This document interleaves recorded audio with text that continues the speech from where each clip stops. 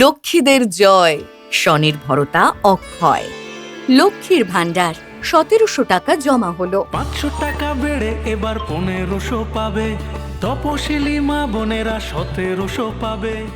বাংলার মা বোনেদের কাছে মাসে মাসে পাওয়া এই আর্থিক সাহায্য কিন্তু অনেক বড় একটা ব্যাপার। কখনো কখনো এই সাহায্যটুকুই কিন্তু নতুন কিছু শুরু করার রাস্তা খুলে দেয়। লক্ষ্মীর ভান্ডার থেকে পাওয়া ১৭০০ টাকা দিয়ে তিনি নিজেই এখন ছোট করে বড়ি তৈরির ব্যবসা শুরু করেছেন। এটা আর ৫টা সরকারি সাহায্যের মতো শুধু হাতে টাকা পাওয়া নয়, এটা হলো নিজের ওপর ভরসা, নিজের পায়ে দাঁড়ানো।